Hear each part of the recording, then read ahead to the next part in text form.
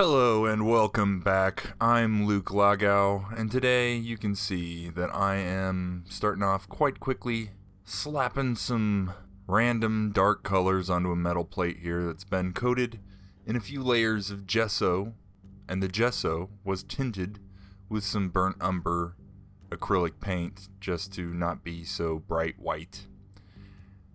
And before I get any further with this, I just want to show you something a little different.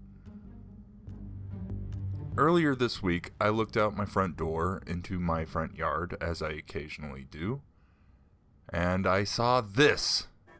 Just the most majestic giant mushroom chilling out in the morning dew.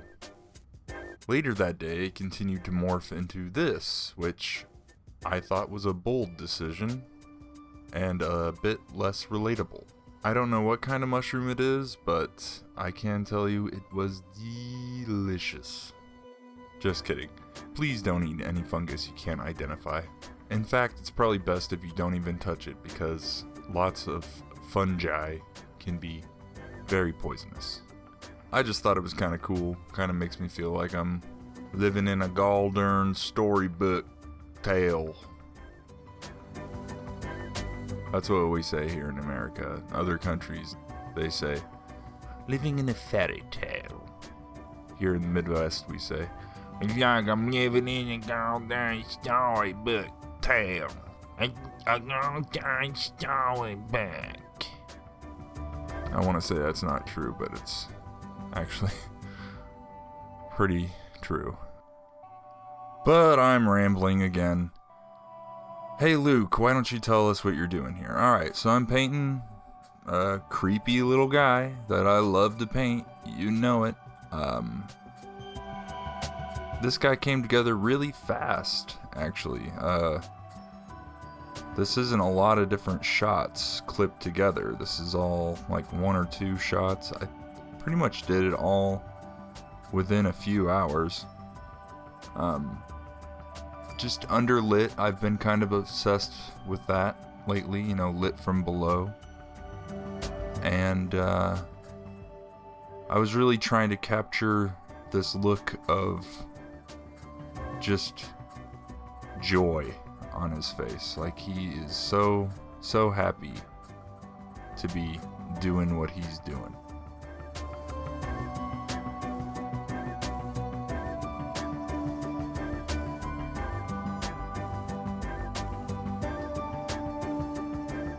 Later on in this episode, you will see exactly why he's so happy, and give a little spoiler. It's a Halloween-based painting. The character is kind of representative of me as a child. I fortunately didn't look like this guy exactly. I was much taller. Kind of my imagining of Halloween night and the wonderment of Halloween night and whatnot. But yeah, I really enjoyed painting this guy. He's a little friend.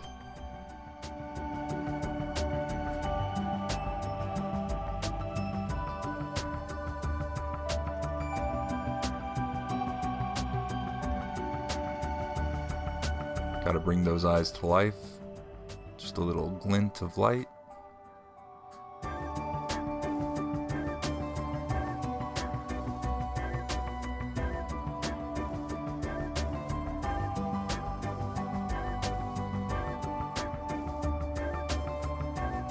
Oh wait, here, this is a cool thing I tried out here. I just took some white paint, some zinc white, and painted it on real fast and then smudged it out because I didn't want to do a lot of detail on the shirt. I was kind of going for a bit faded, bit out of focus, kind of Pugsley-esque from the Addams Family t-shirt. And I went with the turkey hand shape here, as you can see. Over here we got him holding... See, back in my day, pillowcases is what we carried our candy in on Halloween night. Now, the little kids might carry around one of those plastic pumpkins, but the kids in the know knew that a pillowcase was the better option, because you could carry more candy, and it doubled as a weapon. For when you ran into the older kids who couldn't trick or treat, so they just stole the candy from the younger kids, if you twisted that bag up and swung it around a couple times, pretty good blunt force weapon. Now we get to the ghosts. An interesting complication arises when you're trying to paint ghosts. I'll just name off a few adjectives of what I was trying to accomplish, and you will see what I mean.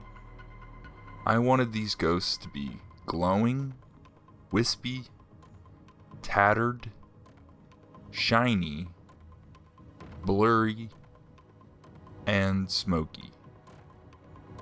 Now, tattered and wispy are pretty similar. Glowing, blurry, and smoky are in the same neighborhood.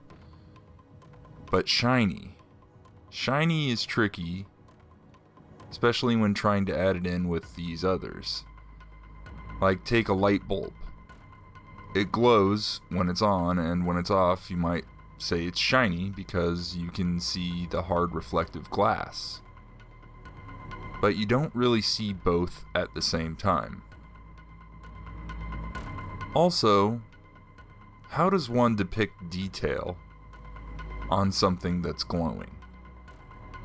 Wrinkles are just changes in the surface direction, and if light is illuminating from all of the surface, then you wouldn't see much of anything. In the end, I decided I was just overthinking all of this and trying to make sense out of nonsense. So I thought it was just much more fun to cherry pick certain aspects that I like and cheat until I have a nonsensical amalgam that is hard to explain but kind of works. Besides, that's what ghosts are supposed to look like, right? You can't quite put your finger on it. What do you think a ghost should look like? If you've seen a ghost, let me know in the comments. I have never personally. I have a few family ghost stories I could tell, but none that I've seen with my own two eyes. This is the main dude. Kind of wanted each ghost to be a little bit different in color,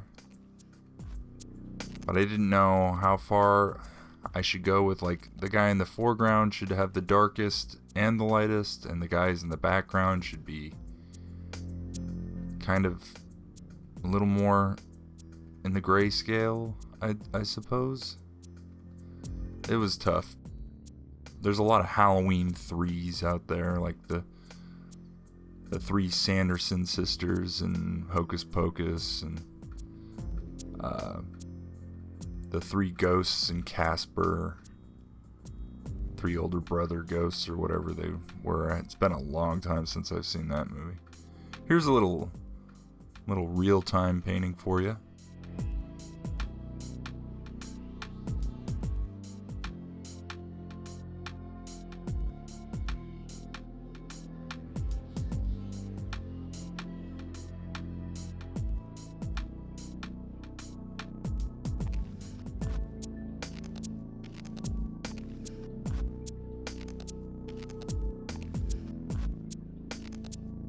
And now you can see that there's candy floating, either being dropped by the ghosts or being thrown up into the air by our little trick-or-treater here.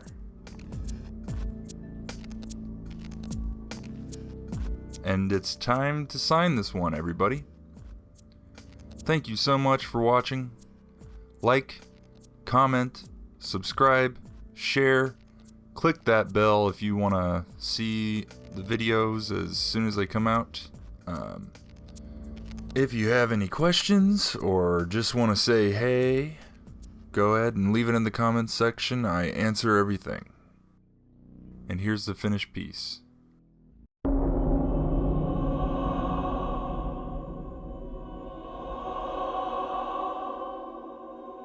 Thank you so much for watching. Have a great week, everybody.